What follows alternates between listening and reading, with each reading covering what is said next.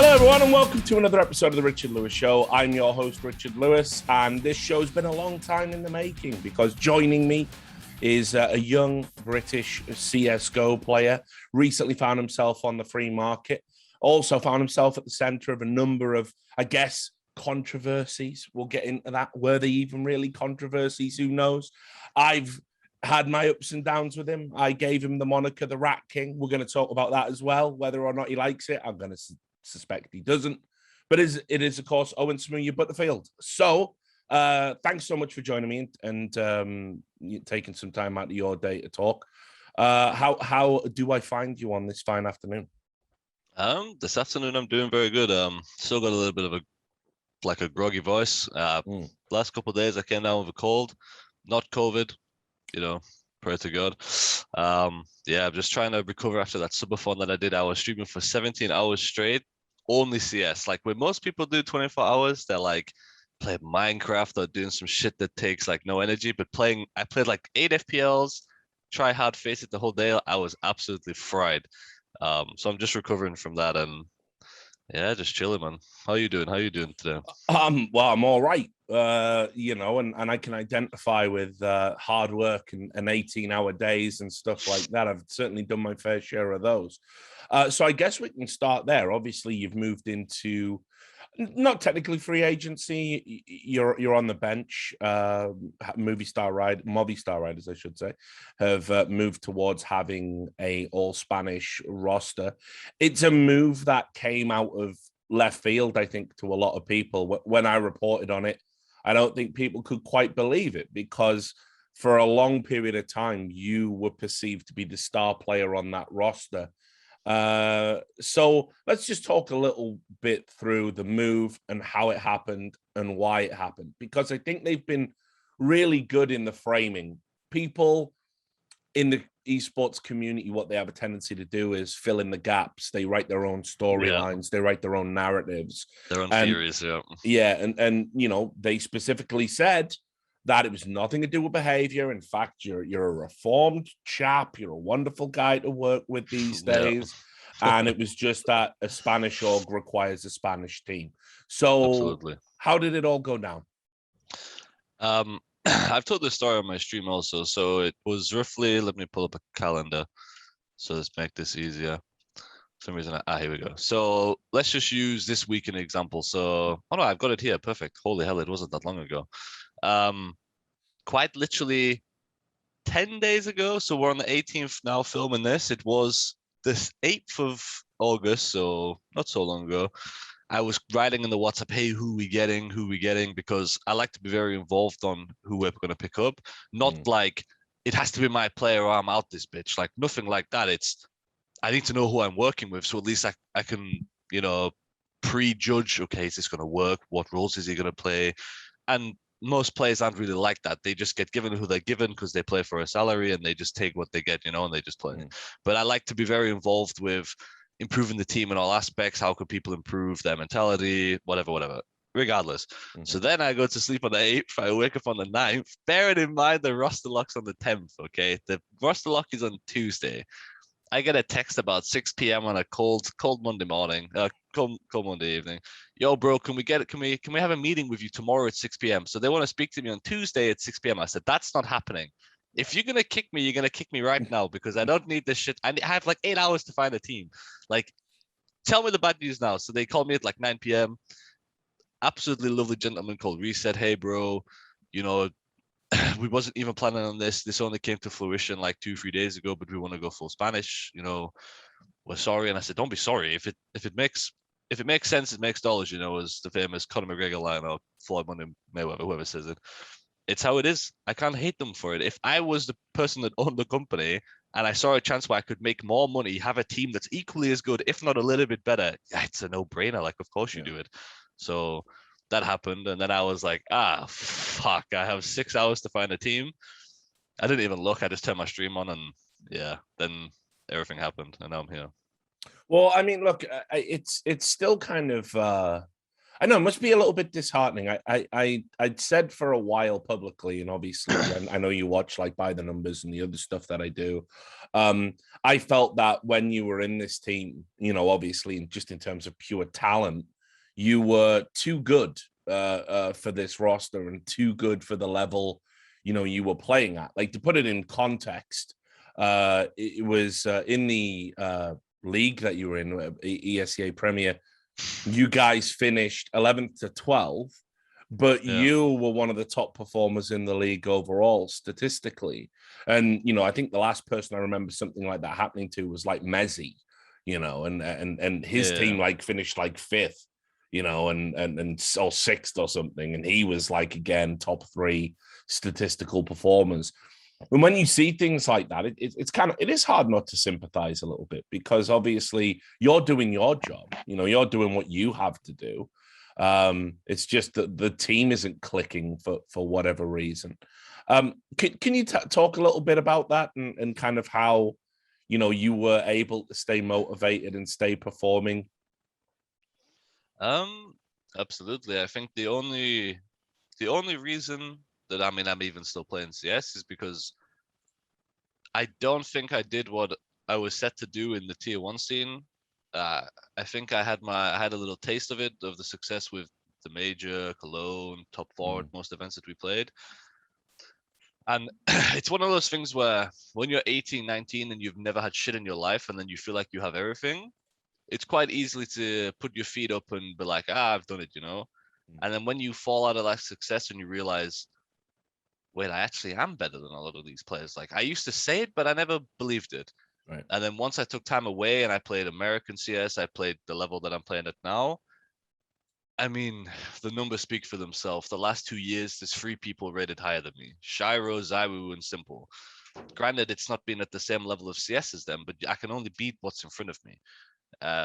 If people, I can't do anymore. Like, all I can do is donate to some charity or something, and people think I'm a super nice guy. Like, I am what you see. I'm a guy that's going to work harder than most other people in the room.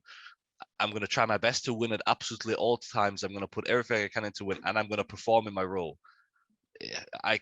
What's happened in the past has happened in the past. If you want to judge someone for something they did when they're 18, 19, 20, I want to see you when you were 18, 19, 20, the person judging me, You also probably wasn't a role model citizen thrown into a situation where you're one of the best in the game. You get all this publicity, you get all these fans and stuff like this, already boosting your disgustingly high ego. And it just takes it to a level that's uncontrollable, because I had no one around me. I had a bunch of yes men around me. Yeah, you are the best. Yeah, you are this.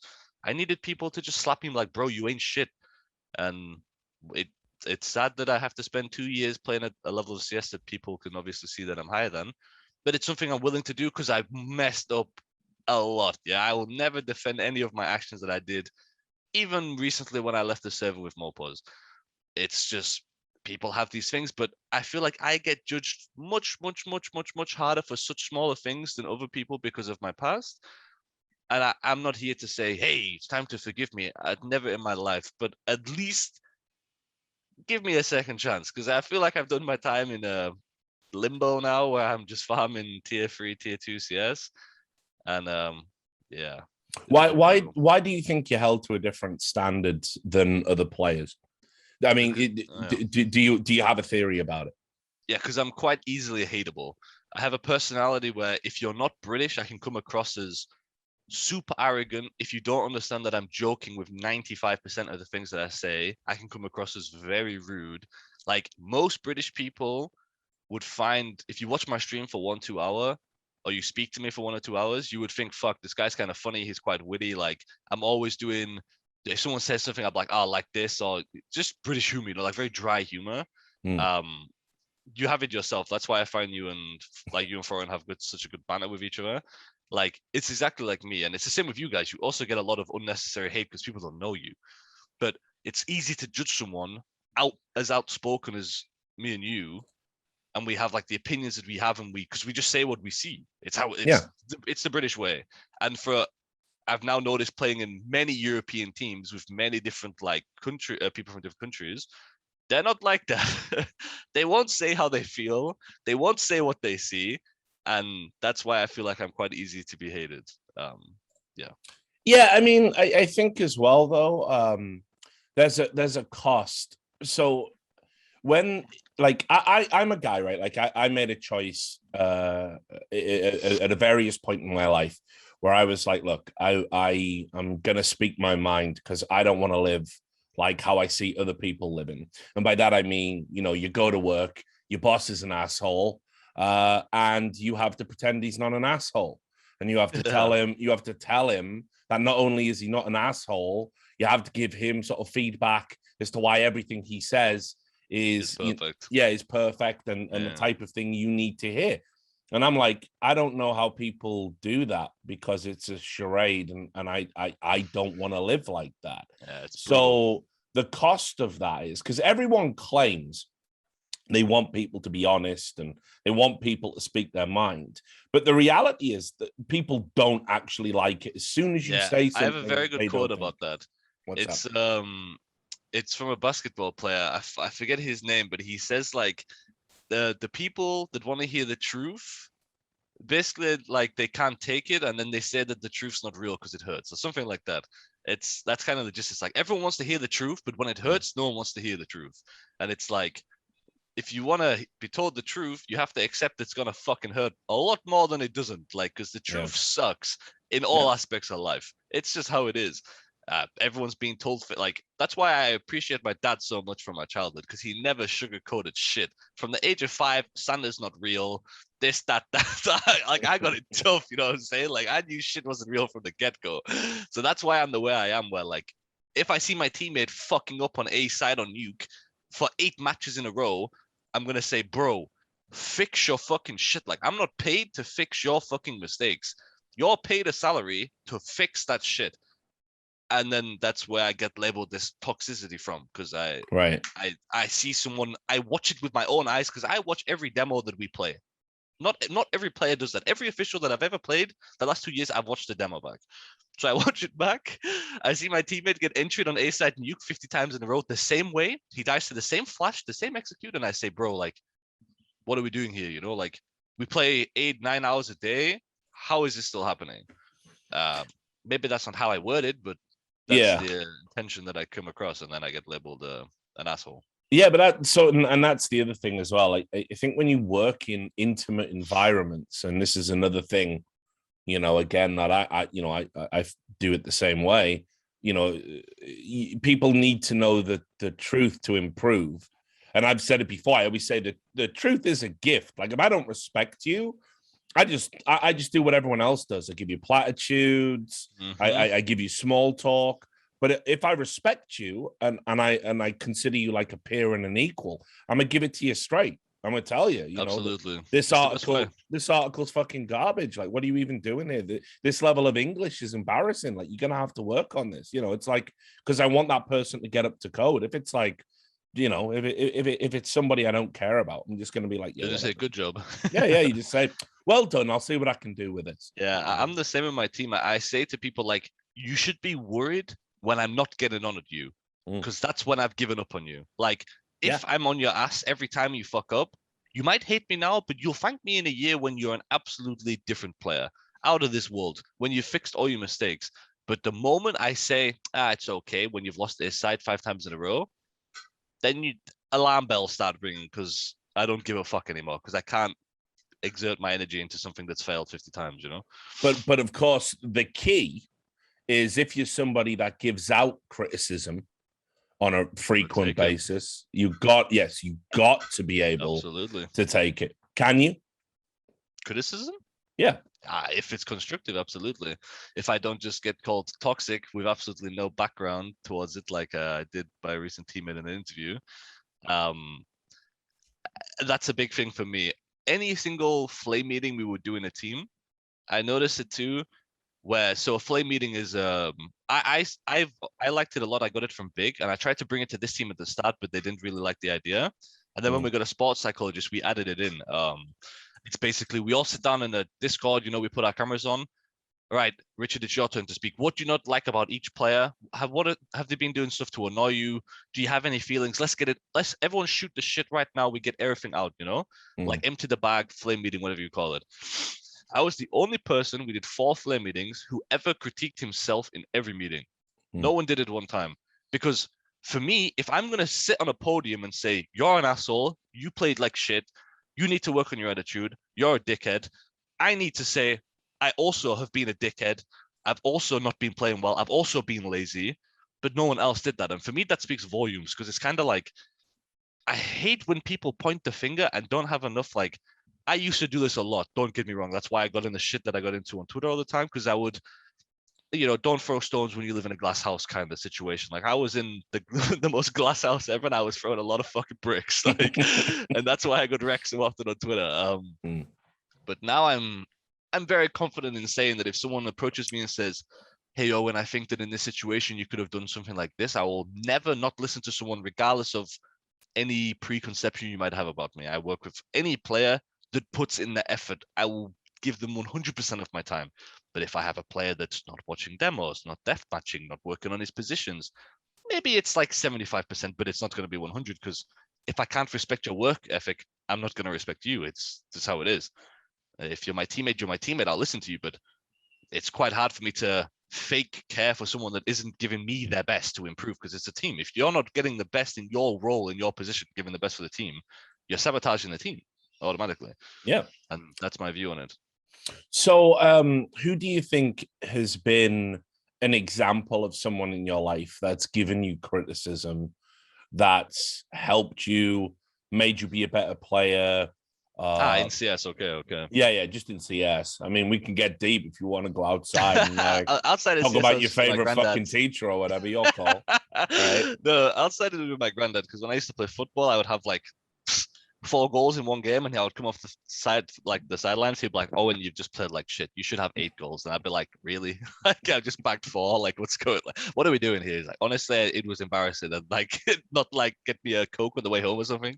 But in CS, most of my coaches, to be honest, like when I was in the big situation, it was Tapson for sure, but Tapson and Gob like a lot. But my second time in big, I had a very good connection with Toby.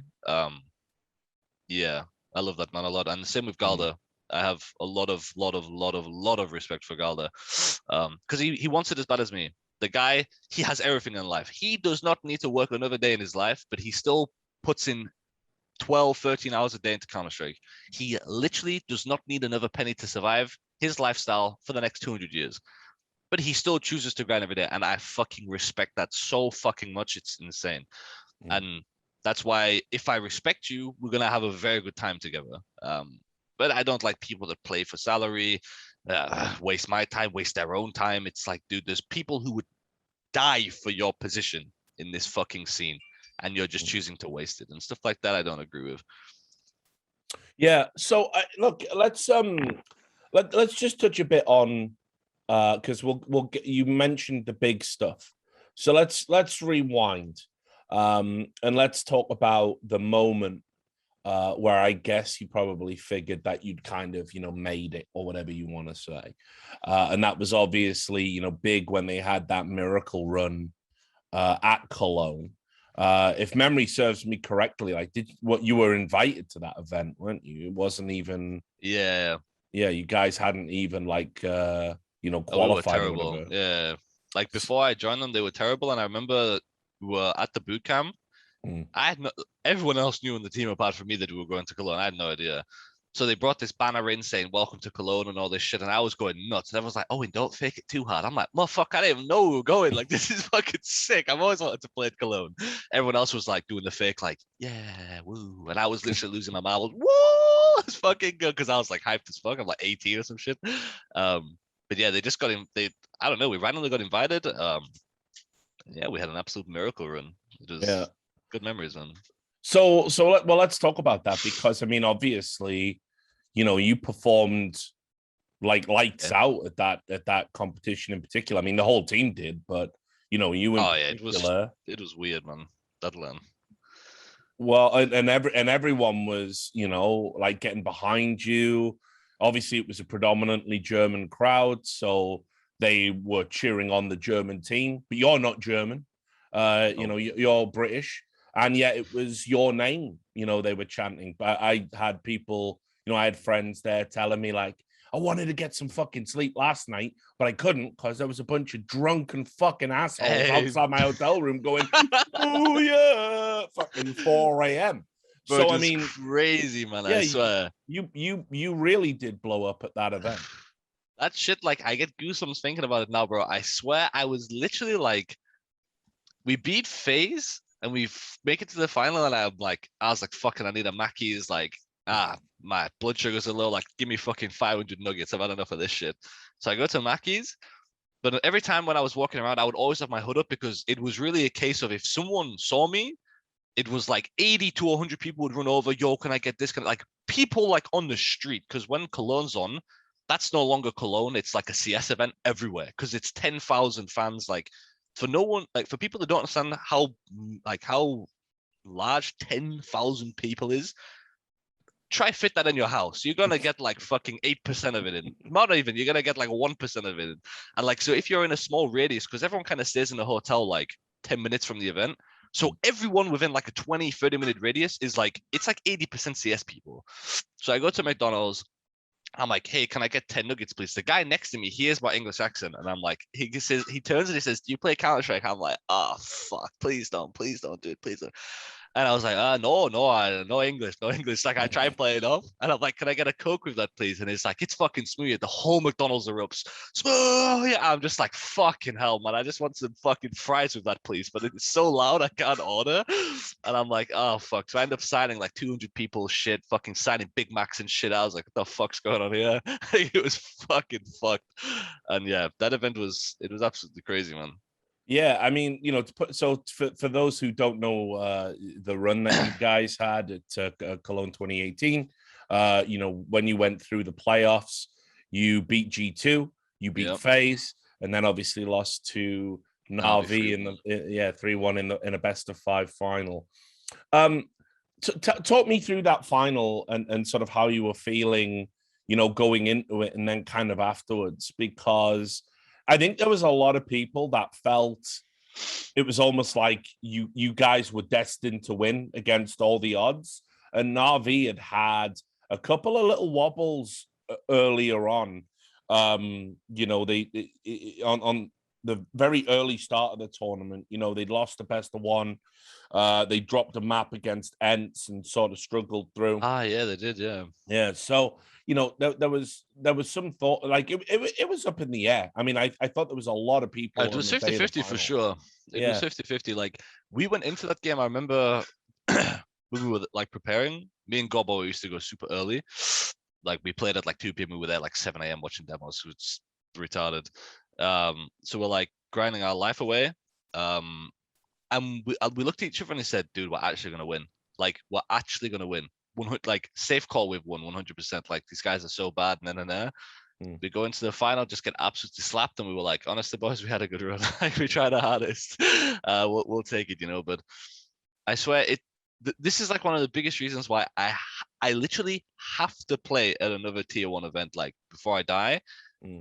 I was in the final of ESL 1 fucking Cologne. We lose. I think we won just 2 against them, 19-17 or something, if I remember.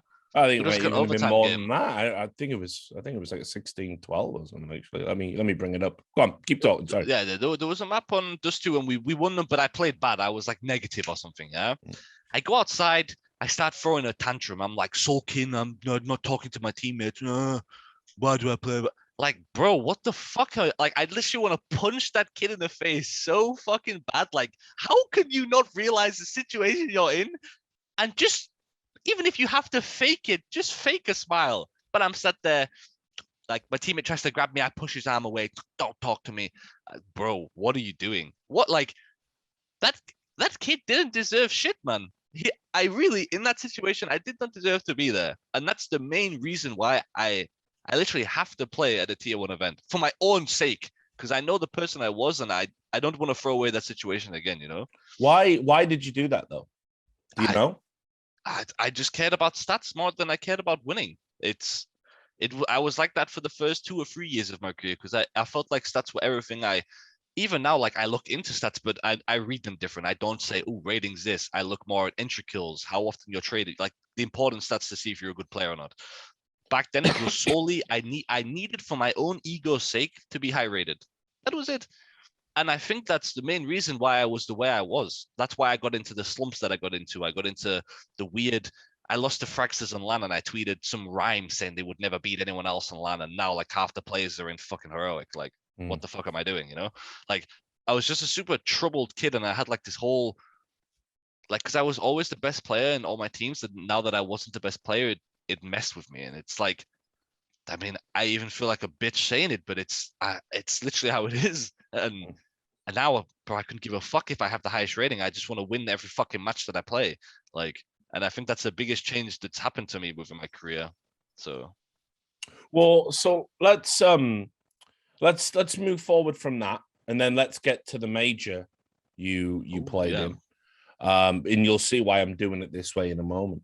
But we jump forward. You know, Big have had that miracle run. You then go to the Face It major. The major you played at happens to be the worst major. Congratulations. Ever in existence. Yep. Yeah. No luck. But you went and, you know, the run that you had, it was, again, there was a serendipity aspect to it because you guys had performed pretty well at that event. There were some people kind of, you know, criticizing. I think it was a play style on Inferno, but you know, whatever. We played wacky back in the day, man. Yeah, you guys, you know, you'd come out the groups 3-2, and so you're set up in the playoffs to play Na'Vi again, rapidly becoming your nemesis. And and what happened in that series was a travesty. I will never forget that game, but I swear down. We go into that game, it was Dust 2 nuke. I will never forget it in my life. Dust 2 was first, it was like 16-4, 16-2 or some shit like this. The next map, it was like 16-6, I think. First map, we know everything. We know how they breathe. We know who's going to be where if we do this flash. Bro, I swear to God, first gun round, every player was in a different position. We looked at each other, we were like, fuck. Like, we tried our hardest. Electronic was normally B. Simple's the rotator that never likes to play A. He always likes to be mid B. First gun round, Electronic, Simple short with a flash set up, and he just 5 cases. We're like, oh, fuck. And then the next map, I remember going into the pistol round, I held tab. 750,000 people watching this, and I was just like instantly like, oh shit. And then nuke was a blur, but I remember this too. I remember most rounds, how we were commenting. It was so funny, man. They outplayed us so bad. So I mean, you have these two, like, these are the two big events. I mean, these are the two, in my opinion, the two biggest events you played at in your career, and they were both very different in terms of you know, performance and how well drilled you look and sort of reaction. But you actually did play for Big, obviously, and you know, for like another, I want to say like 4 or 5 months after this. Yeah, long time. For me, though, I always suspected coming out of the major is where the problems maybe started to set in. You know, I thought maybe you were perhaps a bit dissatisfied with what had happened, and yeah, for sure. So tell me what was going on in the team. Yeah, so I remember at Atlanta, it was before Navi. It was during the time when we lost the complexity, beat Hellraisers, Tai Lu, and who else did we play? FaZe, I think. Right. Yeah, so during that time, me and Tapson, like, we used to like battle quite a lot because me and him are very similar, but he's just German. That's literally the only opposite. But he's very well media trained, so he's not gonna like get caught on Twitter saying some dumb shit. Right. Very similar sense of humor. Both have kind of short tempers, you know, like, so we used to like clash quite a lot. At that event, I remember at one point, like, he literally gave up on me as a teammate because I did something in game when I was playing for stats or something, and I couldn't remember it. So like, we had to sit down and have a talk, and we were both sat there crying in the fucking like the hallway of the hotel, you know, like we're literally bawling our eyes out saying like, bro, let's do this for each other, you know, like. He's like, I believe in you now because you came and apologized. Like, I didn't know what I was apologizing for, but I definitely did something fucked up. Like, I don't know what it was, but yeah. So that was like the first like bump, if you want to call it. And then we would have like just like little battles where I felt like I should get dropped the P250 on piss round, and he said he should, and I would say like, fuck you, I should get it, like, and just just like little ego battles, which like snowballed into something much bigger. And then I was on my phone during practice, fucking, he begged me, Owen. I remember we were in Kiev. It was Star Series. We lost the ends in the playoffs, and they ended up winning the event. And it was my first time ever drinking. I was absolutely fucking slaughtered, like eight vodka shots deep, virgin to drinking, like it was like Russian vodka. I wasn't there, and he was begging me, Owen, please promise me when we go back home, you're not ever going on your phone again. Just promise me we can win everything together. We can be the number one team. I said, bro, I promise you. First day of practice, I'm on my phone. He just said, Owen, I'm not dealing with this shit. Fuck you. Like, which is completely fair. I would, to this day, at the time, I was like, this guy, fuck this guy, Now, Yarosh, I'm sorry. I've said sorry many times, but I'll say it again. Even if you don't see this, someone will send it to you. I'm sorry for that. No excuses. It should never happen. Now I'm also a big advocate for people that are on their phones late out of spawn. I hate them. In pugs, in practice, I just hate them. So yeah, and that's when it fucking. And then if you can see, I don't know what events we played after that. I believe we had a little break, and then we played like Chicago, CS Summit, and Malta and Pro League, like back to back, something like this. And that 4 events, man, the team died at the second event. Like there was a roster change for sure. And yeah, and there's a funny story actually at IEM Cologne. Like we were close to getting flamey. We were gonna kick Gob and get flamey. Kick Gob? We were gonna kick Gob B because he was gonna leave. And we were gonna get flamey from Navi because he was unhappy at the time, which eventually now he's ended up leaving. And we had a flame meeting, and each, in teams there's like friendship groups. Like there's one player that likes this player more, so he'll speak to this player. Like, it's normal team dynamic. Maybe 2 players have played together for longer. So everyone in the camp was basically saying like, man, Gob's been so toxic. Like we have to speak to this guy or he has to get kicked. Yeah. We go into the flame meeting, dude. Everyone turned the gun around and put it on me. No one said Gob should get kicked. I was like, Smooya, you're a fucking asshole. Fuck you. I'm sat there getting shot by everyone. Like, dude. Like, and I've heard from each player, yeah, Gob's kind of the problem. Like we need to. I'm sat there like, I'm being stitched up. So yeah, and then after that, we went in with good vibes to Malta, got clapped, we finished 3rd. Yeah, then it was good memories. Like it's fun looking back at it. It was rough at the time, but it's fun looking back at it. Well, yeah, and then obviously you had the nightmare run at ESL, Pro League, where you say you were already in talks to swap players out. And you finished 9th to 12th, and then you only had one more event, I think, with the team after that. A-League, but I was already gone at that point. So, I mean, look, we've obviously one of the biggest turning points in your career is leaving big. And there's been so many different versions filtered out into the public of what happened, even from yourself. And I can give it you straight. Yeah, so let's do it, because for me, if you walked away, all things told, it's probably, if you walked away without having another team lined up, it's probably one of the biggest mistakes I've seen any tier 1 pro make, especially with how it's panned out.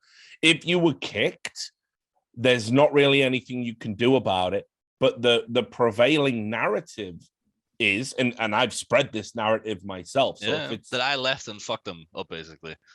Yeah, that's what I've heard many times. I've like I self-sabotaged the team, and I okay. So I'll even give you the background story 2 weeks before the major. Okay. So as everyone knows, in the first iteration of Big, we never played Mirage. Insta ban from start to finish of the team. We said going into 2019 and the major, it's going to be our wild card. We're not even going to practice any tier 1 teams. We're only going to do server time and practice against really bad teams. So no one knows we play Mirage, and we're going to first pick it like the first game. So everyone's like, what the fuck? They play Mirage? So I was like, okay, this is perfect for me, because I was a big advocate. Like, we have to play Mirage. Like, if you check my stats on HLTV, I'm like the 3rd highest rated Mirage player of all time. I'm like, it's my favorite map. I love that map. I have a lot of confidence. So I'm like, perfect. Like, let's fucking go. I'm hyped. Like, the team's been in a bit of a rut. Like, this is going to bring us back. So we start going on the server. Tizian plays B-Arps. Next, you play A. Tabs and Go connector. Smooya, you're playing short. I said, what the fuck did you just say? I said, I'm obviously not playing short. What are you talking about? I'm the fucking AWPer. I'm going to go window. He said, no, you're playing short. No, I'm not. I'm going to play window. I'm the fucking AWPer. Xantris is in window. I said, is he fucking AWPing? He said, no, you're going to AWP it from short. We're going to try it out. Another big strategy. Like, okay, let's go. We play like 5 practices. I go 5 and 20 every game because I'm just not focused. I'm tilt, you know, I'm like, what the fuck is this shit? Why is the AWP not window? It makes no sense.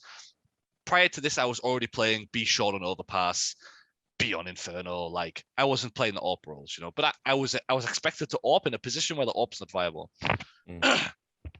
So then one of the practice finishes, and I poke tabs and I say, come to a different channel, please. I say, bro, if you guys don't want me here, then I don't want to stay here because I need to feel appreciated. I need to feel that you guys want me on the team because right now I'm not getting treated like you want me here. You guys are speaking more German than you have before. You guys are not talking to me outside of practice. You guys are making me play B short on fucking Mirage. Like, this makes no sense. He says, fine. If you want to leave the team, we'll be better off without you anyway. Don't worry, you don't have to play the major. I'll have that fixed and we'll do better without you, basically. So which I said, well, fuck you then. Like, if I don't want to stay here, you don't want me here, then fuck that. Like, what's the point, you know? Because the whole thing was me used to try guilt trip him into saying, no, we want you here's window. That was my plan. And he says, fuck off. And I said, shit, like, that's not how I expected that to go. And in my head, I was still playing the major. I was like, bro, I will literally play the major with you because I don't want you guys to have any excuses saying that I fucked you over. I want, it's a major. Who the fuck would want to walk away from a major ever? There's like one a fucking every 10 years now because of COVID by the looks of it. Like, we don't even know when it is. Like, I want to play and I don't want you guys to fail and it look bad, you know? Don't worry about us. We'll be better without you.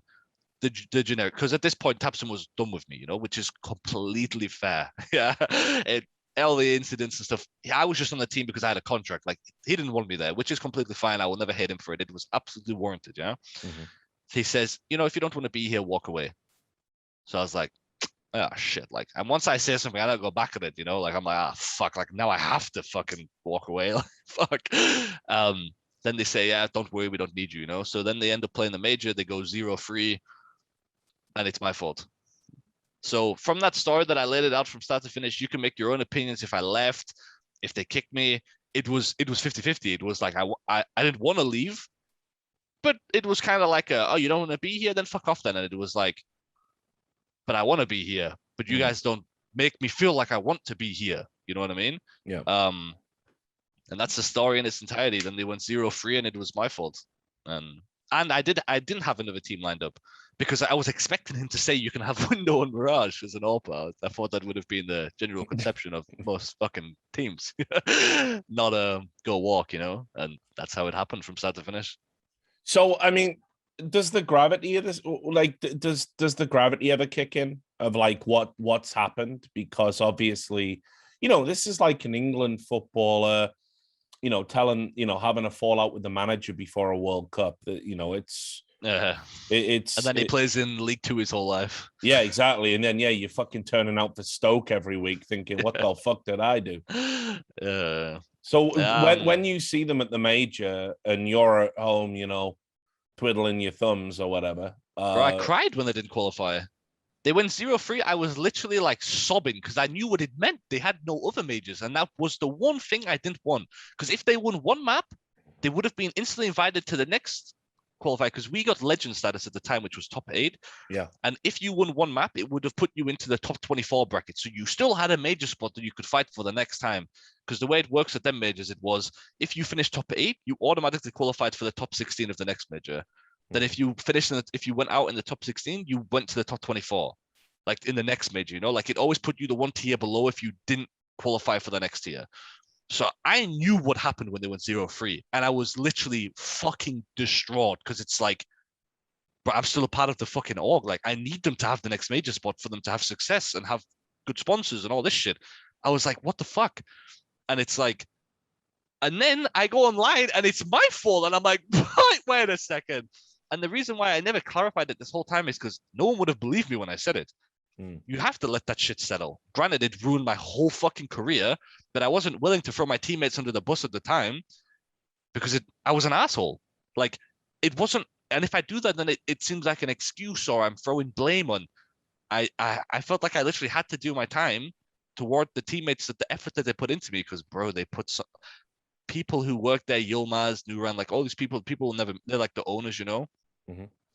The amount of fucking hours they've sat me down and spoke to me. Granted, it was broken English, but it was still beautiful. Like the effort they put in, you know what I mean? All the players and the social media guy, Phil, everything. Like I can never thank them for what they did to me as a person after the fact. Looking back at it and the things they said finally resonated with me 2.5 years later. So it's like, that's why I don't hold any bad blood to anything that happened. It was a beautiful time in my life. I just didn't realize it at the time. And that's why I'm still grateful, regardless of how my life's gone, I've become a better person from what happened. So it's like, I mean, all things happen for a reason. Yeah, I could be 500K richer, maybe some event winning, some trophies in my background right now, but I would still be a piece of shit. And for me, it's worth much more to become a better person because CS isn't here forever. And if I'm an asshole in real life, you're not going to get very far. So for me, the way my career's gone, it's not the best, but I wouldn't change it at all. Like because I wouldn't have made the growth as a person for sure if I never got like shut down the way I did. So it's how it is. You know, do you have any grievances about how that, because I mean, you coming out now and kind of, you know, framing the story as it happened, it's not really going to change Oh no. any of the perceptions. It's kind of too far gone. You know, everyone's made up their mind. So do you have any grievances about how you were kind of treated by the community during that time? It's all warranted, man.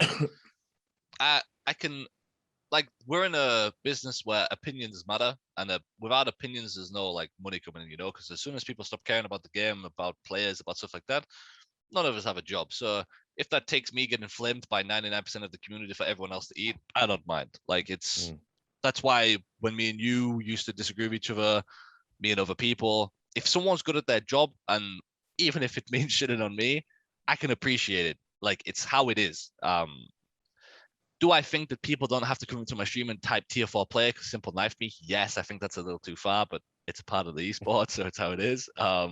Getting called a shit kid by people that have watched my stream for 0 seconds and spam my chat with bullshit, also definitely not needed, but it's fine. But no, I think the last 2-3 years, there's been some shit that was definitely a bit too far, but it was for sure warranted for how I acted. I can't even attempt to say it was too far, it was too little. It was just I was like Goldilocks moment. It was just about right, you know. Like I feel like I've done my time in fucking purgatory or whatever you call it, like yeah, farming fucking level CS that I'm clearly too good for, and we just go forward from here. Well, I mean, look, I'll chip in, and we've already hugged it out off camera, but you know, these things, you know, after I'm in the grave, will be the test of time. You know, this will be the official record for Richard Lewis's time in esports. So I mean, you know, look, I think one of the issues that we all kind of have when we're doing punditry or when we're talking about players, and this applies to fans too, it's very hard to kind of remember the ages of everybody. You know, I think it's not kind of the same as a real sport where when a young player comes through, their age is very much the thing that's front and center. Yeah, it's highlighted. Yeah, generally, it's almost like if you're good enough, you just get treated like every other senior member in the scene. And you know, when I was like doing the report the other day, you know, when you left Movistar, I like went on your Wikipedia page to get like, you know, you fucking just a few little details, and I'm like, oh shit, this kid's like 22. Yeah, like just turned 22. Yeah. That means when I've been around for 5 years. Yeah, like, and that's what I mean. And that means when I was like calling you the fucking Rat King and stuff, you're like, I was 18. You're like 18 years old. So that doesn't make me feel like particularly good because obviously, you know, I mean, best will in the world, and now more so than ever, I think 18-year-olds are very young. Assholes. Well, no, that for sure, but they're very online, especially. if esports is all they know, they're even extra young. Like, I was a kid that didn't leave my house from 15 to 18. I skived college all the time. I didn't really go to school for my last year. Like, I just played. I couldn't even go up to people and say, hey, like if my family came around, I would stay in my room because I was scared of like large social gatherings. It's my fucking family, you know what I mean? Like I was a proper little fucking hermit. Like I didn't leave my room at all. And then I get all this fame and I have to leave my house and I have grown men calling me a fucking piece of shit. I'm like, yeah, fuck you, you old bastard. Like, because I'm fucking 18. Like, so in esports, if someone's 18, mentally they're not 18. They're like, I was like 14 mentally. Like I was super young and super like uneducated on life. Like not even, I hadn't even had a drink yet. You know what I mean? Like I never even been to a nightclub. I never fucking went out for a meal. I didn't even know how to use a knife and fork. Tapson showed me how to use a knife and fork because I used to order burgers all the time at like steakhouses. He said, bro, get a steak. I said, bro, I don't like steak. Never had a steak in my life. I just knew I wouldn't be able to cut it properly. 18 years old and I couldn't use a knife and fork. I swear, it was fucking crazy, man.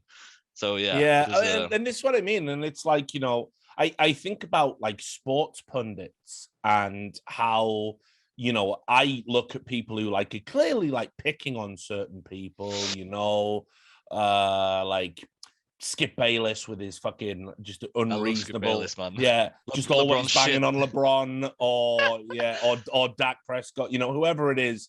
And I just think to myself, like, I don't want to be that asshole. I want to be the fair and balanced guy. The Shannon.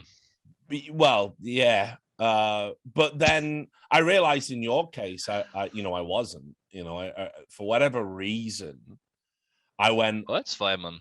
Yeah, not really. We learn. It's how it is. Yeah, but I mean, so one of the things I've always struggled with is like when we do, like I still haven't got past in my mind, like the CAD-RED scale of esports. So, well, yeah. So basically, what I mean by that is, I was the guy that had 3,000 followers on Twitter, and I considered that blowing up. Like, how the fuck do you have 3,000 people on Twitter? And it was also a different time, though, right? Yeah, like and 1,100 people would watch an interview, and I'd be like, right, we fucking nailed that. I get a call from my editor. We've had 20,000 page impressions. Great job, And yeah, exactly. Yeah, big numbers, right? But back then, that's big numbers. Yeah, exactly. So I was, but like. When we were doing the podcast, I hadn't, and still to this day, I still make this mistake. I had no idea that stuff would stick. Like, calling you the Rat King, things like this. No, you have a big ass podcast, bro. Yeah, but it's like but then I go on Reddit and I see it's like I pissed in the pool, It spreads. Yeah. Yeah. If you say one thing, because you have so many you're like me, you have like Richard apologists. Like I have so many people that because they love me and they think they have to defend me on Reddit as long as I live, it's like, bro, people can say what they want about me. You don't have to say, actually, he's not an asshole. I subscribed to him and he thanked me in a certain way. He's not an asshole. Like, if you don't know me, you don't have to speak for me, And you have many people, you have people that hate on you for the same reason. As if you post someone on Reddit, it's a 10-minute video. The first 10 comments within the 10 seconds, shit, downvote, it's so shit. You haven't watched it. How can you know it's shit? And what you said a long time, like, for example, if 10 people get an opinion from you, they tell one friend each, just like COVID. Then 10 more people, then it's 1K people, then it's 10K people. And before you know it, the whole of the fucking Reddit just hates me. And that's what happened, basically. So it was a good experience. So you do have a chance of, redemption or whatever you want to call it. I don't know if I would frame it that way, but you end up after big, you spend a bit of time on the bench, you get recalled, you play one event, and then you join Chaos. You're on the Chaos roster, and there, of course, is who I consider one of the great in-game leaders. In had he not made the mistake he made, I think he has a very different career. Obviously, Steel. The Joshua Canadian Steel, Joshua, and a good friend of mine. And you played on a roster that had good young American players, and obviously Steel has a history of not just developing talent, but also taking players that are considered a little bit difficult or have some issues, or they're a little bit fidgety, ADHD type motherfuckers.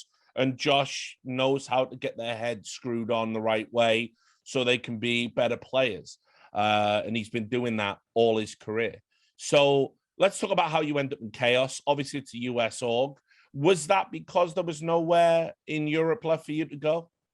No, like I remember I got removed from Big because they said they were going full German, but then Xanter spent a year and a half on the roster, so all love to them. I'm glad they had the success, but I'd rather I just got kicked and got given a proper reason, Sure. opposed to that I'm just being not German. Um, but I remember that was in Malta 2019 it would have been, and that was like the 22nd of December or something before we flew home for Christmas. Mhm. And I had no plan on joining a team. I was just going to stream and chill like for an EU offer. EU offer. And I remember I passed my driving test and I was just driving in my car like I'm much of you have a driving license, but when you pass your driving test, I just literally drove my car nonstop for 6 days. I don't know why, but I was addicted to driving. Like it was so fun for some reason. Just in the same place. I was just going in circles, just driving. Like it was so fun for me. And I got a message, hey bro, do you want to join Chaos? I'm like, sure, I guess. He's like, perfect, your flight's tomorrow. I was like, what? They're like, yeah, tomorrow at 8 p.m. I'm trying to go home. Mom, I think I'm moving to America. It's just like, no, you're fucking not. What the fuck?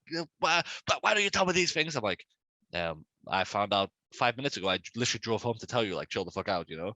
She's like, you're not leaving. There's no way. I need more details. I said, no, I'm fucking 19, nearly 20. Like, if I want to go somewhere, it's for my job. I'm going to do it. I'm sorry. Like, I'll still pay the rent and shit. Don't worry about it. But then, yeah, they sent me the contract. I signed it and I was there within 48 hours of them asking me. I was literally got given a key for my apartment, and I was living in America for 4 months. So yeah, that's literally how it happened.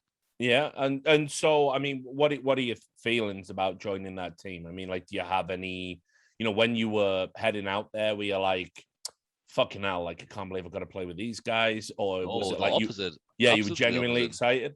Yeah, I mean, my goal always was to spend some months or days of my life living in America. It's an experience for people that live in America won't appreciate because they're not from America, because they are from America, you know. But like living in a place that's so similar but so different to the UK, like I was just happy because I could finally live in a place where people fucking spoke my language, like instead of living in Germany and shit like this. And they're all just fucking fat bastards like me. I was just eating donuts for breakfast and shit. Like it was crazy when I was living there, honestly. But I was hyped, man. I was super excited to play with Josh because Steel, we'll call him Steel because people I don't know much Josh. Super excited to play with Steel because guy's a legend. We had Vanity wasn't on the roster yet, but I was already speaking to him about getting him into the team because he had no team at the moment because United just dropped them. So yeah, man, it was sick. And my goal my entire career was to spend some days in America or some weeks in America because I wanted to live alone away from my mother, who quite literally has like wrapped me in a bubble my entire life. Have to be home by 10 p.m. She does all my washing, all my like. Even if I try to do it myself, she'll push me out the way and change my bedding. Like she has a fucking walking stick to get around the house. You know what I mean? Like I'm like, Mum, let me change my bed. Don't fucking worry about it. Like if she could do it, I would let her do it. You know, but it's like she's at the point now where, I mean.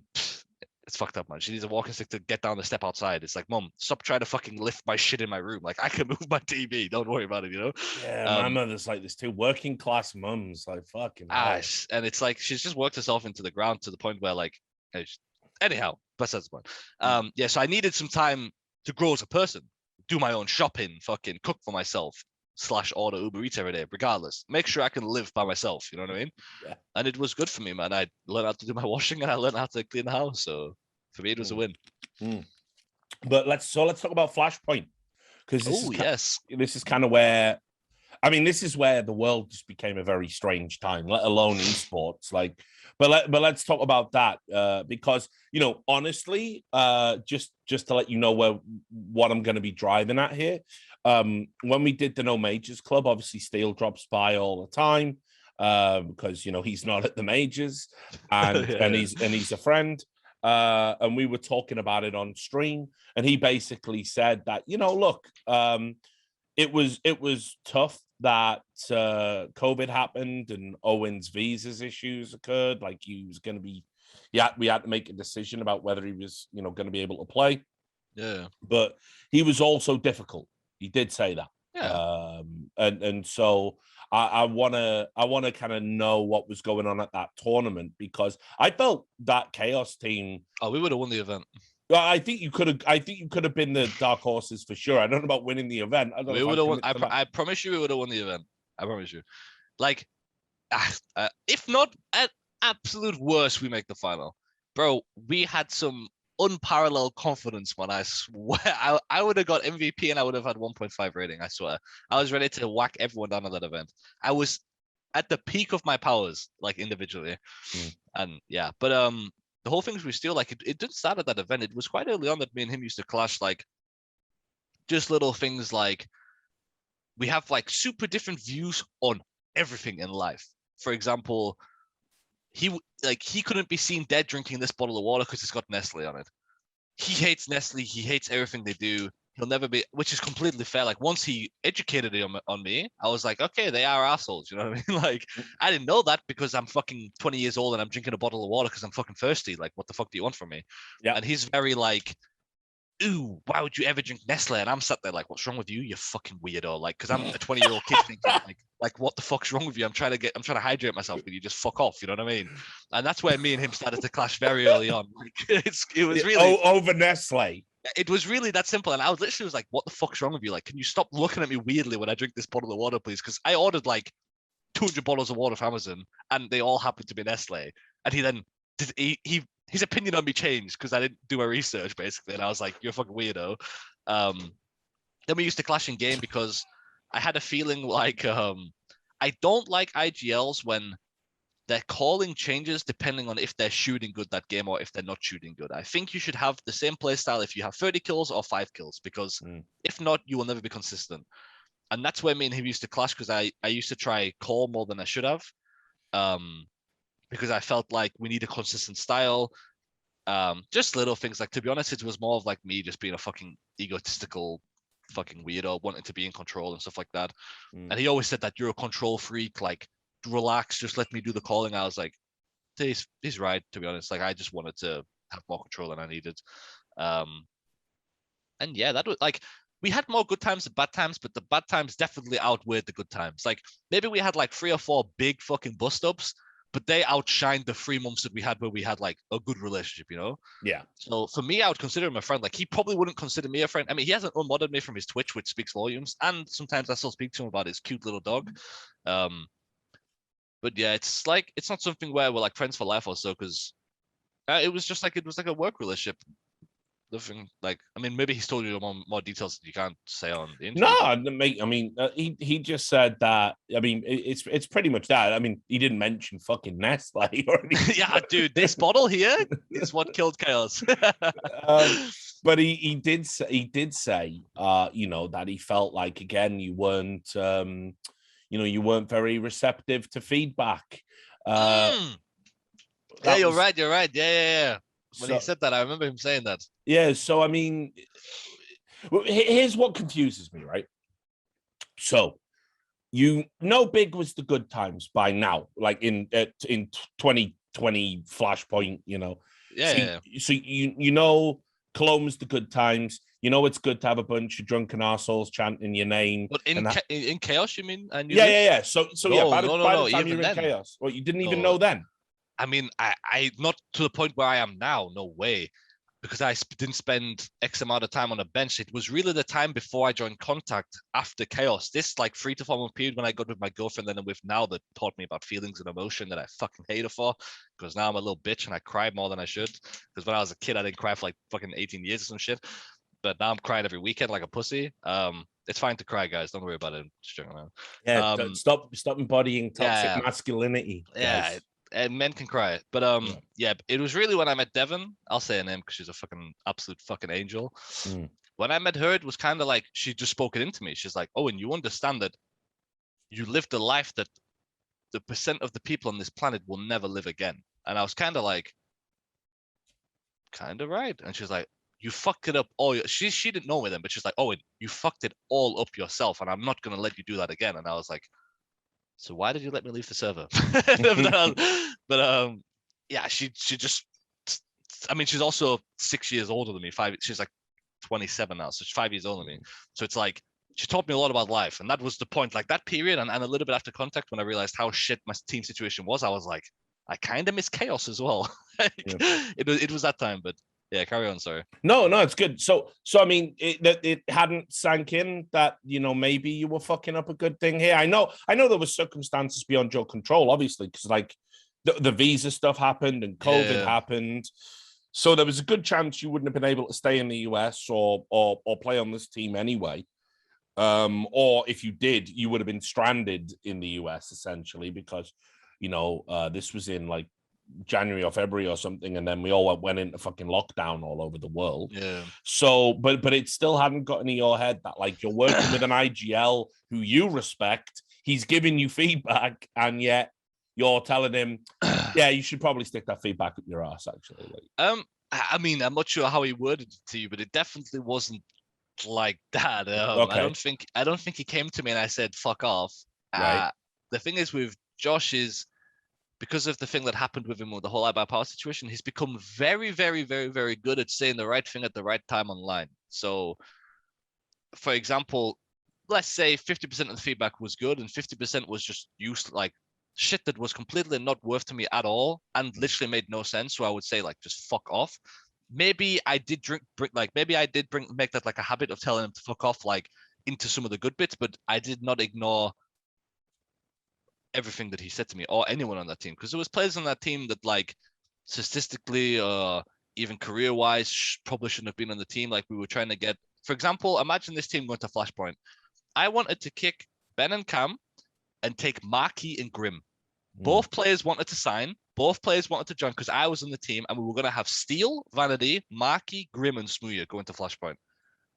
And then the org said no because they didn't want me to have too much power because I just joined the team. I said, I'm literally getting you a world beater NA team. I'm getting you a team that will 100% win Flashpoint, like, or finish very high, Yeah. But yeah, so I would have to respectfully disagree with that. I told him to fuck off at every point, but I was for sure not the easiest to work with. I hold my hands up and say that, especially with the whole Nestle thing, because then I started trolling him and buying more Nestle products, being an arsehole, because I'm that kind of person. Leaving fucking Milky Bars on his desk. I just started eating fucking Nestle products at the wazoo, man. I was going crazy. Like, he probably shouldn't have told me he didn't like Nestle, because then I would have just. Yeah. I mean, at the end of the day, they are a pretty evil company, but 100%. When he told me about it, I said it's fucked up. They do make Golden Grahams, I think. So evil's never tasted so good. You know what I mean? Like, what are you gonna do? You gotta give it take some time. Here's another drama I want to get into before we kind of move into where you're situated at now, and we'll talk a little bit about the future. Mm-hmm. This is the other drama you got beat over the head with quite a bit, including by me, and that was the refresh drama from perfect. Carry on talking, and I'm gonna get a picture for you. And this is gonna clear my fucking name. Well, hang on. No. All right, because carry on talking, and I'll get the picture. What, you want us to edit the picture in? I'll hold it to the camera and I'll read it to you guys. But carry on saying what you're saying, because it's from Refresh himself. Okay. Right. So, basically, FPL, which nothing good ever comes out of FPL. Let's be literally real. Never. But anyway, FPL, you were playing a pickup game and you were playing with Refresh, and he seemed to be below standard, let's say. He was trolling. I'll say it now. He was literally throwing the game because I was top of the leaderboard. Yeah. And you said something very unsavory to him about whether or not... I didn't, but wait. Okay. Well, he said you'd said that. I'm going to read some words to you right now, okay? Okay. So this is DMs between me and Refresh. Right. Here we go.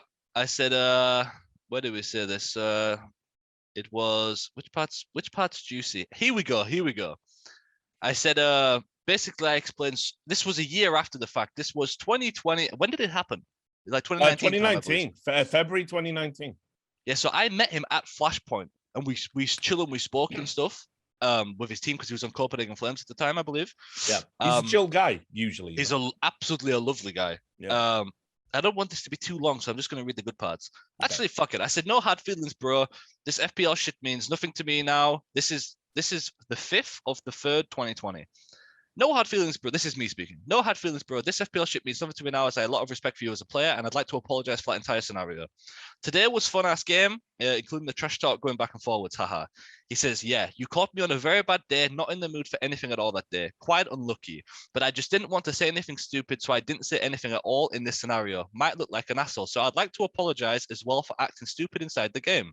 So I said, thank you. He says, and about that game today, I'm not a screamer, so it was only my teammates. Basically, me and him played on land at Flashpoint. I absolutely gave him the fucking business. I was screaming, fucking take these hands, you pussies, and 1v2 and it was a good game. He says, I was quiet, haha. Then I said, and that was my frustration in the situation. This whole kill yourself shit, I never even said it directly to you, and I hope this doesn't offend you really. Oh, haha, my bad then. It was a fun game though. This is me talking about the game now. I said we played very average, but you guys played very good. It was a good game. And then he says, no, I knew it all along that I didn't tell him to kill himself.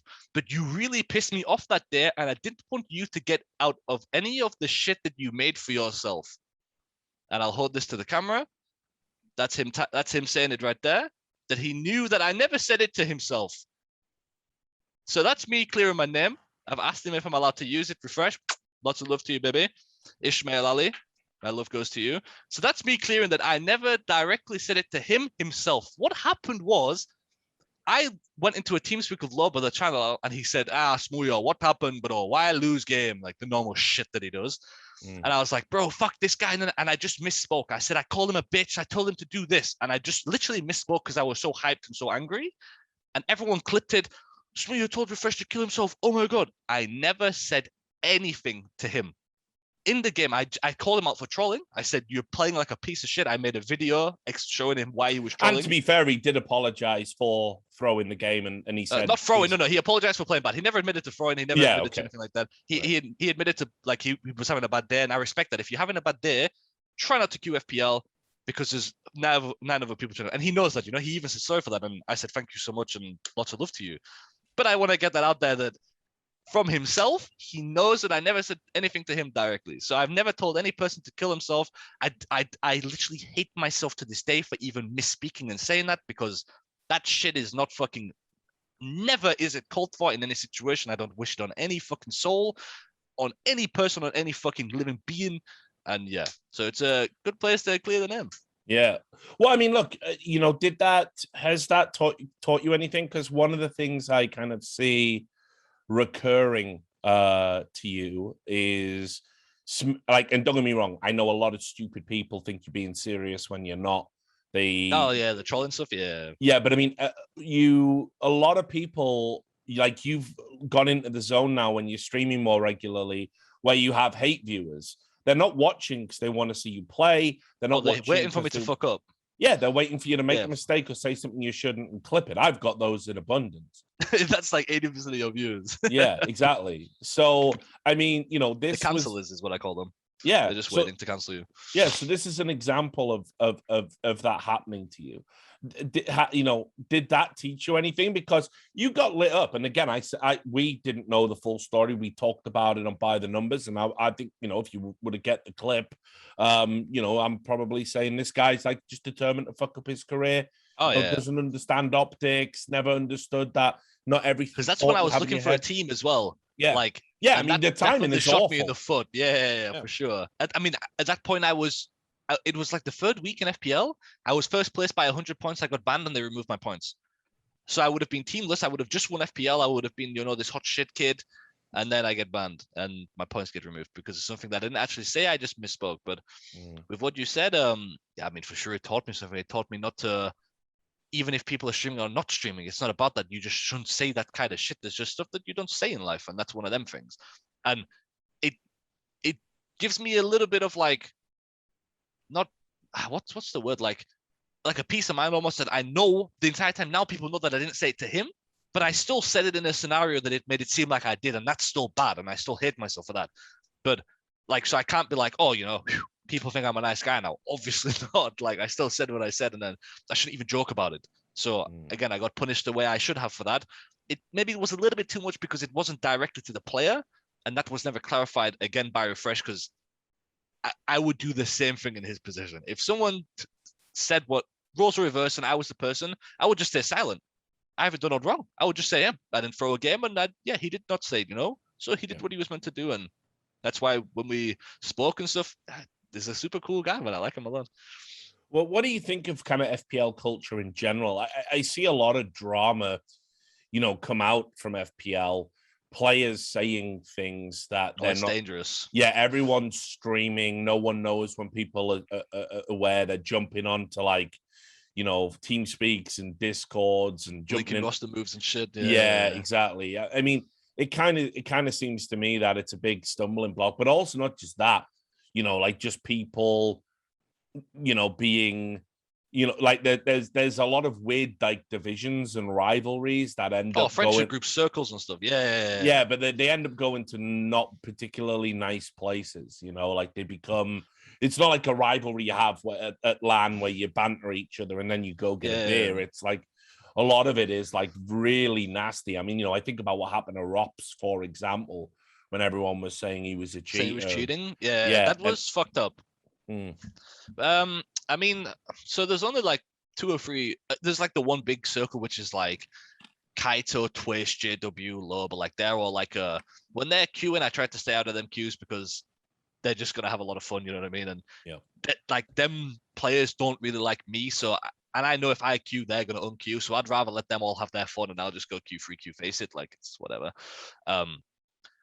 But apart from that, like honestly, FPL right now is not bad at all. Like when back in the day, it was a bunch of clicks and it was like, who's if you want to win games, you have to suck this guy's dick so he'll pick you when he's captain, and then because this guy's doesn't like playing with this guy so much, he'll purposely be bad on his team so he doesn't get picked. So then, like I play a lobby, I get first picked by fucking Black Eagle.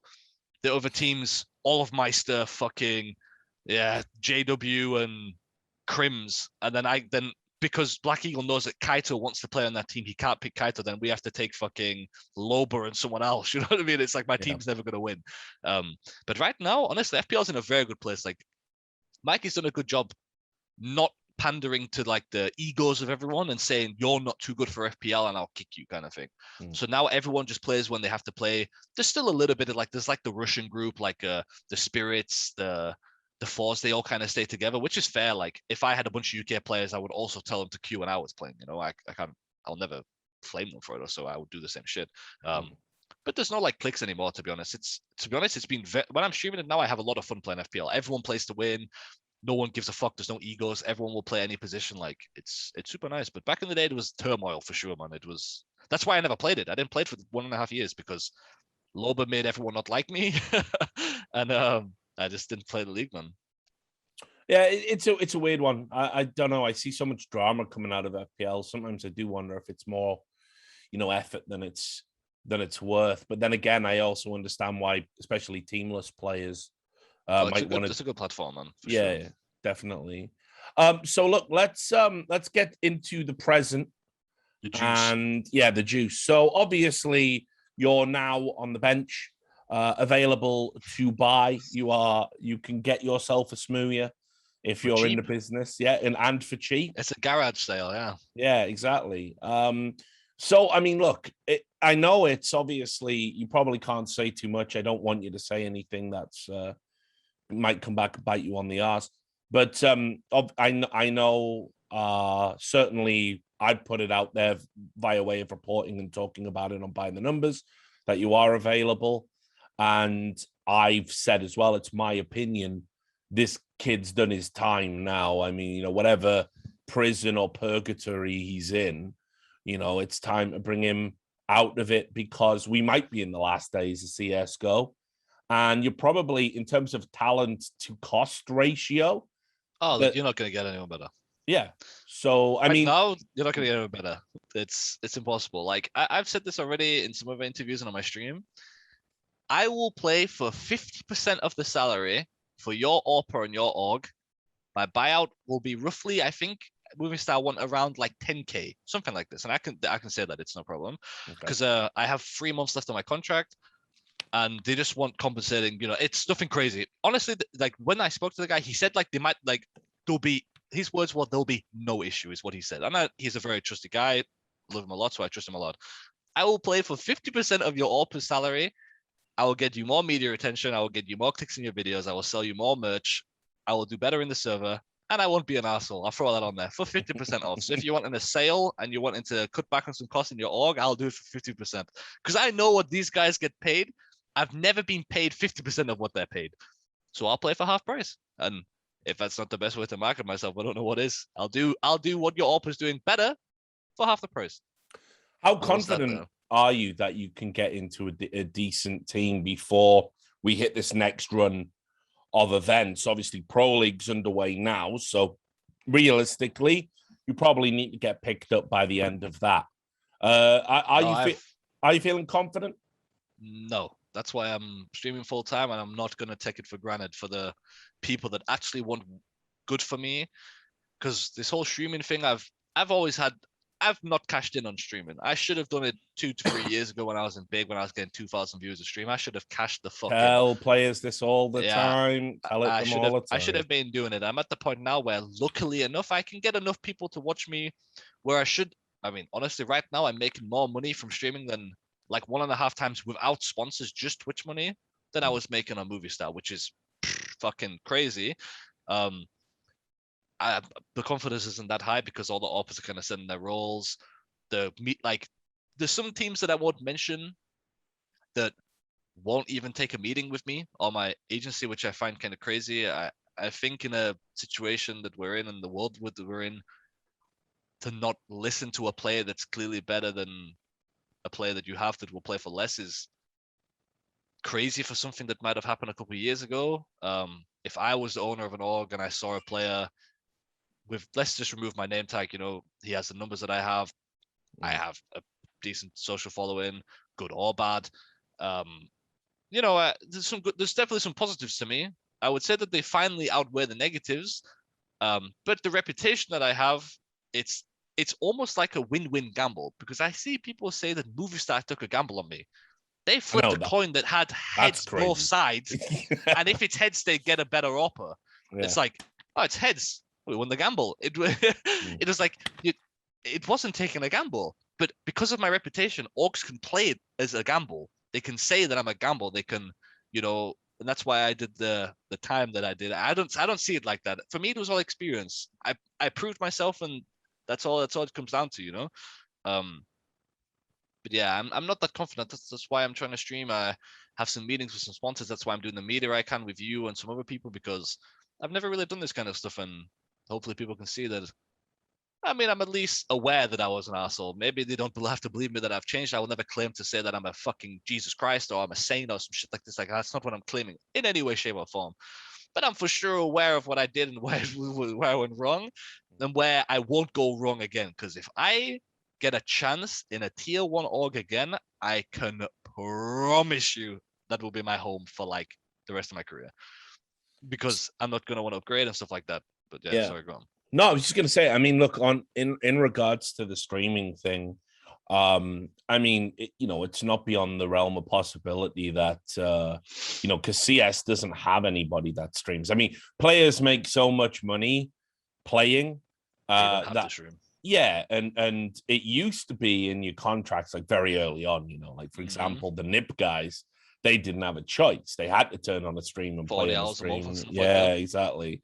But no one does that now because they recognize that with the practice hours plus the travel and the schedule, you're getting fucking beasted anyway. So they find more ways for the players to hit deliverables, right? So this has left a real big gap in terms of CSGO streamers. And when I look at the ones at the top, and this is no disrespect to anyone, I respect anyone that can sit down and play for 8 hours a day. But, when I look at the current crop of CSGO players, like, the ones at the top of the streaming on Twitch, I'm like, yeah, that fucking sucks, actually. So, I mean, I definitely can see there's a window there for you if that's the way you go, and you should totally do that in the spare time. But obviously, the optimal dream is that, you end up on a team and we start seeing you at events again. The Valorant question looms. I know you've said to me, and probably publicly many times, that if you don't get an offer in CSGO, you might move across to Valorant, not because you want to, not because it's a family to feed, man. Yeah. So I mean, talk me through that. I'm guessing you've played the game a little bit. How do you find it? Valorant's fun for sure. Like, people think that I don't switch because the game's funner. So, for me, the God's honest reason why I haven't switched is because I feel like I have something left to prove, and I know full well. My granddad never got to see me play video games. He was like an avid gamer, you know, himself before he passed away. But he was like a big role model for my football career also, before I absolutely jacked up my leg. And I know that he would kill me if I left on the terms that I would leave on. The stones that I left unturned, all that stuff. So that's the only reason why I'm still in CS. Yeah. Well, I mean, look, you know, do you think, like, I've seen some of the players that have gone over to Valorant and made names for themselves. Some of them really surprising. All the players that I used to smash in America. Yeah. Like, they couldn't even step to me when I was in America, and now they're all getting paid. Well, how does that make you feel? I literally, at first, I was a little bit jealous, but then when it was for people like Shazam and Wardell, I love them all as people, man. But I can set aside my ego and really, finally in my life, because I'm finally comfortable with myself as a person, that I can appreciate other people's success. Back in the day, I would get jealous and envious all the time. I can genuinely say, hand on my heart, that I love Shazam. Like, genuinely, as a person, he's a fucking, everything that happened with his dad and shit was fucking horrible. And I think it's life's way of saying, because we took away such a great person in your life, we'll give you the success. And for me, I truly believe that. And all the fucking power to all the people that are making their money, feeding their families. And I don't wish any of them any ill will. I hope them even more success. Like, they all deserve every penny that they're making and more. Same for Wardell, same for all these people. And yeah, man, lots of love to them.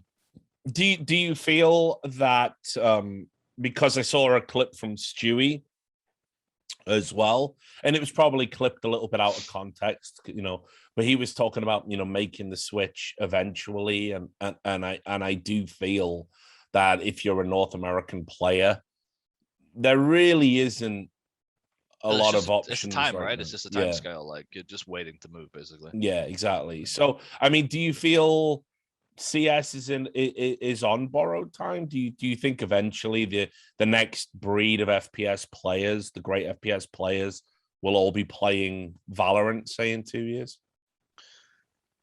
Honestly, like, I haven't been around. I mean, I've been in CS for 5 years now, right? Or 4 years professionally. It's hard for me to say that it's going to die, because we've been through this phase before, just without another game. Like, CS was more dead than it is now without Valorant, before Valorant. So it's kind of like, like, the opinion that I have, and I've said this on my stream too. Let's say right now the top players get paid 40K. I don't know what they get paid. I do, but I'm not going to say. But let's just say figurative. Let's just say 100K. Yeah, so it's even more unreasonable. Let's say everyone gets paid 100K in the top 10. For me, it's all inflated right now. That's why some players get fucking absurd amount of money to play Counter-Strike. If CS dies, the top players will just get paid half of what they get paid. So if you want to consider a player getting paid 50K a month dying, that's fine. You can call it that. CS will always be there to make a salary, but it will only be there for the tier 1, tier 2 teams, not for the 4 or 5, like random teams, like where you get paid because of your name. That won't happen anymore, because them orgs won't be there. It will only be the big orgs that are there to win, the Liquids, the Navis, the Fanatics, the orgs that have enough money to lose. But people just won't get paid the ridiculous salaries that they're getting paid right now. So I don't think it will die. I just think the salaries are going to go down. So if you want to call it dying, I don't think it's dying, but that's my opinion on it. Okay. Well, look, so I mean, we filled in the time almost perfectly. So, foreseeable future, it's just going to be you on your stream, waiting for the offers to come rolling in. I mean, I don't think they'll be rolling in. I'm not really in a position where I'm going to be like, I don't really like that one. I'll take this one. I'll take the fucking first one that comes to my mailbox. You know what I mean? Like, because before, even though I do consider myself a pretty good content creator, I'm quite a funny guy. I get comments in my stream all the time, bro, please stream more. Don't go back to playing. I'm a player at heart. I need some form of, that's why I'm playing FPL on my stream. I need some form of competition. If I don't have that, I'm just going to become I'll be on fucking my £1,000 life. You know what I mean? I'll just be a guy that just eats a lot of food and doesn't leave his bed. Like it'll be bad. It'll be a bad sight for anyone to see. You want to know what's funny? You say that. Me and Sam watched an episode of My £600 Life last night. It's insane, man. What a fucking awful TV show. Like, it's so exploitative. Like, it's so bad. Yeah, dude. Like this poor guy. I don't know if I'll cut this. I'll just leave this in, right? Because this is how we're ending the interview. But this guy was clearly like, he wasn't 80 IQ. I don't even think. It was really sad. He didn't understand stuff. Okay. And the doctor had said, like, you know, you've got to lose 80 pounds in a month. Here's a diet plan. But the doctor just didn't give a fuck. You know, he was just like, there's the plan. But this guy can't follow a plan. He's got educational issues, you know. Did he put on weight? Well, he didn't put it on, but they said to him, like, you can't eat fruit because obviously it's rich in sugar, you know. Yeah. And they said, yeah, I've been doing the meal plan. I've been eating 2 meals a day, and then I have an apple or an orange. And the doctor goes, well, why are you doing that? It says explicitly don't eat fruit. And he goes, I thought fruit was grapes. It's like, you know, and then I said to Sam, I said, this is awful. I can't watch this. It's breaking my heart. This is the worst TV show of all time. Yeah. And then so I went online, I looked it up, and they pay him like $1,500 and they film him for a year. And they sign all these waivers and they can't like show updates of their body or their progress just in case they regress and it makes the show look bad. Wait, what? Mate, everything in the entertainment industry is fucking evil. You thought esports was bad, bro. Like, have you seen the one where it's a pretty funny Twitter clip? Like, it's a man and his wife, and his wife steps on the scale and it says like 807 pounds. And then he goes to his husband's face and he goes like, this is like, damn. Like it's a like, yeah, I should laugh, but it's a proper funny, like, because he's also quite large, you know, but like he's like 600 pounds, and even he's like, like it's fucking. They call him Slim in the family. But anyway, so you know, my £1,000 life aside, I mean that's why I'm playing FPL. Yeah, so just basically so you don't end up like me, just an old man. An old. Flaming kids, balding man, flaming kids for a living. But yeah, so I'll just be streaming twitch.tv/SmooyaCS. You can follow me on my socials as well to get updates. But I stream roughly when FPL starts most nights, so like 7 p.m. onwards till like 12. But I'm thinking of getting like a little schedule where I stream in the morning for like 3-4 hours, maybe like 4 or 5 hours, breaking the day, and then play FPL in the night, because I'm not gonna stop playing FPL because that shit's fun as fuck. But something like that, and then. Yeah, if any team wants to pay me 50% of what they pay their opera, then they can hook me up. Well, look, and just so it's on the record to wrap up, obviously, you know, I know it's hard to live a life in the public eye. I especially think it's particularly hard because, you know, when you're from very, you know, impoverished working class UK backgrounds, you know, one of the things I've definitely noticed is like Americans don't really understand that. And so, you know, when you start applying all these like cultural standards by which you have to live, like you know, what, like your tone, the tone policing that I found myself victim of, you know, it kind of wasn't fair of me, someone who understands the mechanics of that, to like do it to you.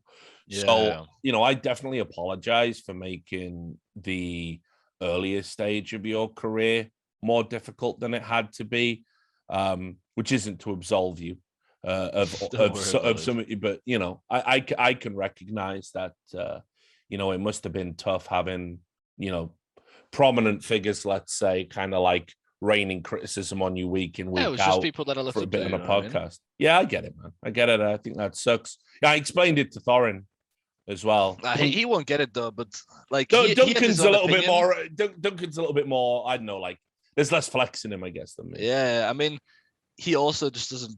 I mean, as I say, he's so good at his job. Like he can do what he needs to do. It's fine. I mean, I'm also sorry for getting you guys lots of clicks on your videos and lots of views and lots of money. I apologize for that. So. Oh yeah. I'm fully fucking retired. Yeah. You probably made more money in your career than I have in mine, bro. Let's not fucking lie now. Yeah, especially if we go year by year. You know, 5 to 17. It's a big fucking difference. But anyway, But look, it was good, man. It was good. It's been a pleasure to talk to you. I certainly hope that you're making an announcement. You're going to be joining a new team soon, and I hope everyone. Too, I certainly hope everyone who watches this interview is going to go and support you. Watch your stream. I'm sure the details will be on screen when Sam edits this. So, but I also want to say too that I don't want, just because that we're acquaintances now, that if I fuck up, I don't want you not reporting on it. I don't want you to like hide my mistakes. If I fuck up, never. I need you to call me out on it. Okay, perfect. You can ask Steele about that. There's no. If it needs to get said, as we talked about earlier, I will be the guy to say it. So, yeah, perfect. That's for good or ill. Yeah, that's all I wanted to say really. Apart from that, yeah, it was fun, and I'm sure I'll be making an appearance in Byland Number soon because there's a lot of people that want me on that show. So maybe Christmas. Well, a Christmas special. We'll all wear Santa hats and get you on. Wear no Santa hats, but yeah, maybe I'm there. Right. Well, look, there you have it, guys. That, of course, is the great Smooya. You know him, you love him. Some of you probably hate him. Maybe this has changed your mind. Hate him. Maybe it hasn't. Who knows? But thanks a lot for tuning in. We'll be back with another episode of the Richard Lewis Show soon. I don't know when. I don't know who the guest will be. We do this ad hoc, but keep an eye out for it. And until then, take care of yourselves.